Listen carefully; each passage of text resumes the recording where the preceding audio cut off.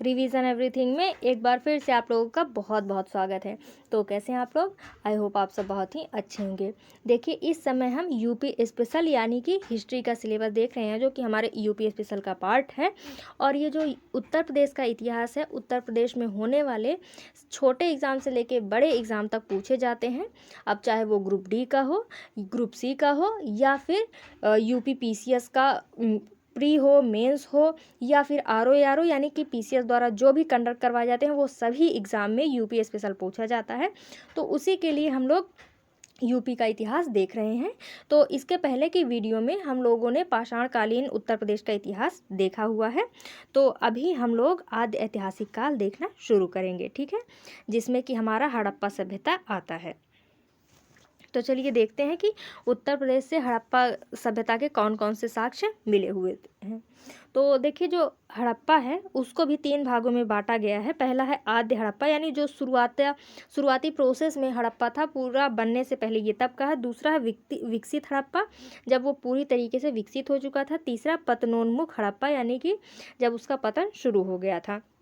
तो बात वहीं हम उत्तर प्रदेश की करें तो यहाँ से जो सहारनपुर है, वहाँ से हमें हुलास और बड़गांव जो क्षेत्र हैं, वहाँ से माफ़ कीजिएगा, हड़प्पा कालीन स्थल मिले हुए हैं। उसके अलावा बागपत सोनौली से, आलमगीरपुर मेरठ, मानपुरा बुलंदशहर, मंडी मुजफ्फरनगर, चांदपुर बिजनौर, यहाँ से हमें हड़प्पा कालीन जो साक्ष्य हैं वो मिले हुए हैं। तो इसको हम आगे देखते हैं कि यहाँ पे कौन कौन से साक्ष्य मिले हुए हैं इन जिलों में या फिर इन क्षेत्रों से, ठीक। पहला हम बात अगर आलमगीरपुर मेरठ की करें तो यह हड़प्पा सभ्यता का सबसे पूर्ववर्ती स्थल माना जाता है, यानी कि जो सबसे पूर्व में स्थित है, जो कि हिंडन नदी के किनारे स्थित है। हिंडन नदी जो है वो यमुना की एक सहायक नदी है। यहाँ से हड़प्पा के अनेक साक्ष्य मिलते हैं। तो कौन कौन से साक्ष्य हैं? तो यहाँ से हमें मनके मिलते हैं, रोटी बनाने की चौकी मिलती है, मृद भांडों के टुकड़े जिन पर मोर, त्रिभुज, गौरैया तथा चित्र प्राप्त हुए हैं। तो इसी से आप लोग यह ध्यान रखिएगा कि आद्य ऐतिहासिक काल में हड़प्पा सभ्यता से चित्र के कहाँ से साक्ष्य मिले हैं, या फिर चित्रकला के कुछ उदाहरण दीजिए। तो उसके जगह पे आप ये उदाहरण दे सकते हैं कि आलमगीरपुर से मृदभांडों के टुकड़े मिले हुए हैं, जिस पर मोर, त्रिभुज, गौरैया आदि के चित्र मिले हुए हैं, ठीक है। उसके अलावा आलमगीरपुर से हड़प्पाई लिपि भी प्राप्त हुई है, और यहाँ से ईंटों के बने घरों के भी साक्ष्य मिले हुए हैं। और मंडी मुजफ्फरनगर की बात करें तो यहाँ से मृदभांडों के टुकड़े, सोने के सिक्के और ईंट यहाँ से प्राप्त हुई है। हुलास सहारनपुर की अगर हम बात करें तो यहाँ से पक्की ईंटों के बने आवास, खिलौना गाड़ी, चूड़ियाँ और मिट्टी के मनके प्राप्त हुए हैं। सनौली बागपत की अगर हम बात करें तो यहाँ से हथियार, विलासिता की वस्तुएं और 3 रथ जो एक कब्रगाह के बगल में है, इसके साक्ष्य मिले हुए हैं।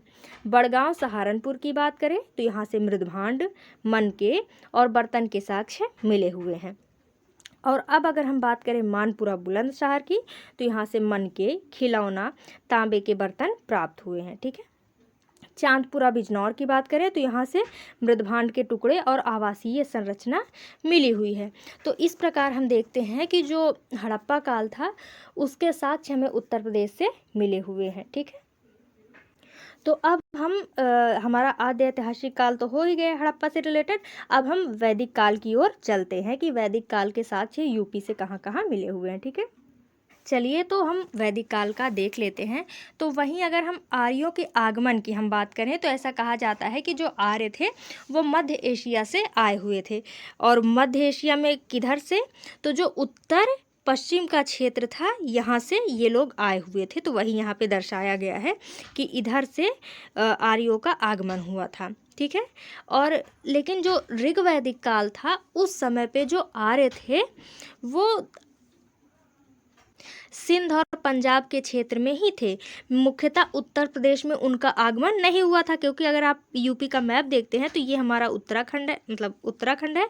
उसके बाद ये इतना जो हमारा क्षेत्र है, इसमें हमने थोड़ा बिहार को भी ले लिया है, माफ़ कीजिएगा।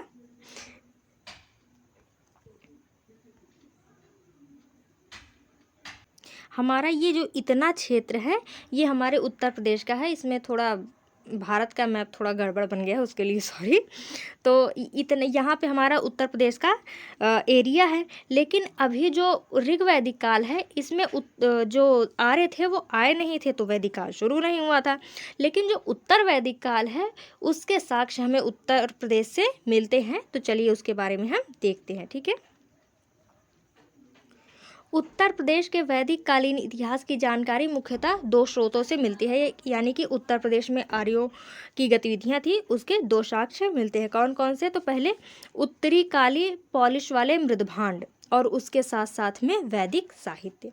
तो चलिए सबसे पहले हम मृदभांडों के बारे में देख लेते हैं। तो उत्तर प्रदेश से उत्तरी काले पॉलिश वाले मृदभांड की प्राप्ति हुई है, जिसका संबंध उत्तर वैदिक काल से है, क्योंकि अभी हमने देखा कि जो ऋग्वैदिक काल था उस समय आर्यों का आगमन उत्तर प्रदेश में नहीं हुआ था, ठीक है।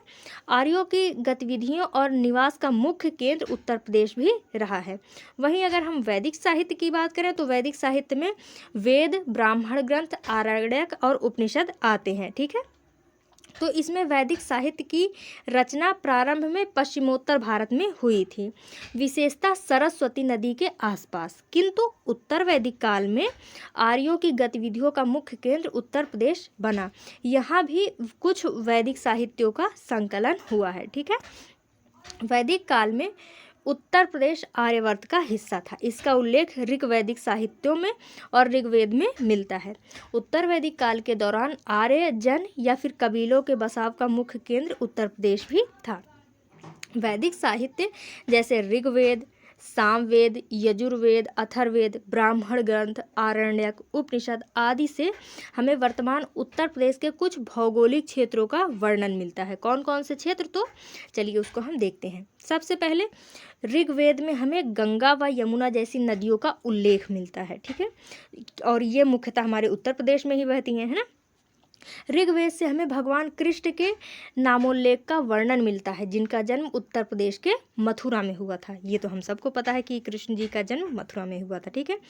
शतपथ ब्राह्मण ग्रंथ में हमें राजा दुष्यंत व भरत का वर्णन मिलता है, ठीक है।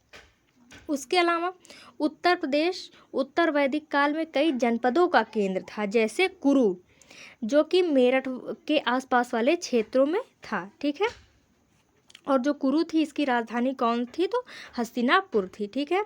उत्तर वैदिक काल में पांचाल भी एक क्षेत्र था या एक जनपद था, ठीक है, जिसकी राजधानी काम्पिल्य थी। यह तुरुवस जन और क्रीवी जन से मिलकर बना हुआ था, ठीक है। और अगर आप लोगों को याद हो तो जो पांचाल है इसकी राजधानी काम्पिल्य थी, ठीक है। पूर्वी उत्तर प्रदेश में उत्तर वैदिक काल में एक अन्य महत्वपूर्ण जनपद काशी था, जिसकी राजधानी वाराणसी थी, क्योंकि भाई काशी का भी अपना ही एक महत्व है।